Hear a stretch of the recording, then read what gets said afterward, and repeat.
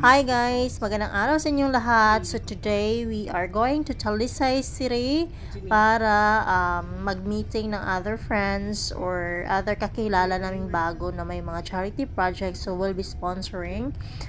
Mag-joint effort kami para sa charity na yan. So basically, yung charity niya is all about education. So nag-sponsor siya ng mga bata na papa-aralin. So ayan, it's just the three of us kasi si Marian andun sa kay auntie niya, so kami lang tatlo yung pumunta.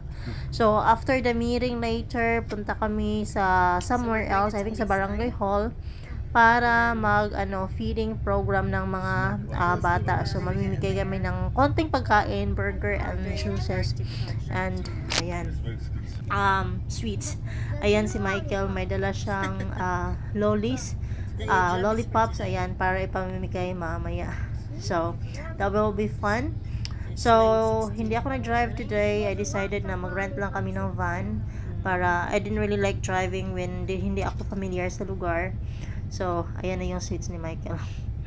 So ayan, good job. It's a nice sunny day, hindi umuulan. So enjoying the view outside. Nasa SRP na kami. So it's clear yung sky natin, so it's gonna be a good day. So yeah, so we'll see you later there when we get there.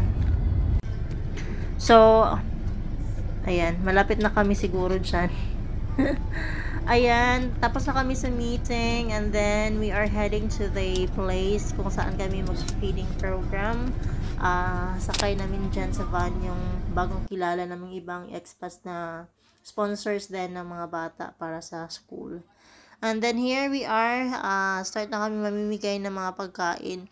Ano na naman pinamigay namin? Burger at saka juice. Tapos bibigyan ng mga lollipops. Ayan, yan lang, very basic, but the joy that you see in the faces of those children is really, you know, hindi matumbasan ba kumbaga.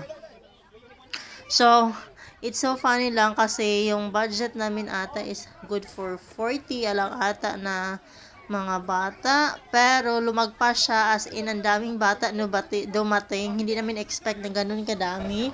Kasi syempre pag mga bata, di ba, manawag man dyan naglaing mga bata asad. So mo na nagkadaghan as in, sige na namin balik sa may burgeran para mo order og usab. Ay nahurot na sad siya. So anya, ang nakaano pa gyud kay ang uban is magbalik-balik sa linya. So murag walay kahutdanan gyud. Walay kahutdanan gyud ang kuan, ang linya ba.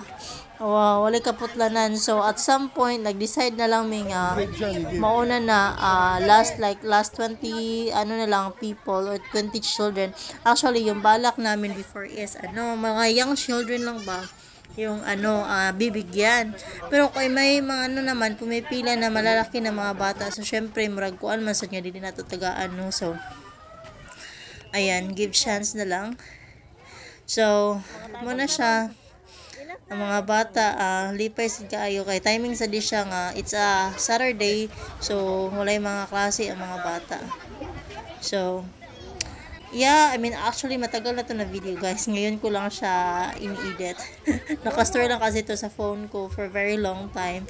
Tapos kailangan ko kasing mag-delete ng mga videos, kaya ayan, I need to upload this one, edit and upload this one. So for memories na rin, ayan. Si Nigel lang bibigay ng mga drinks.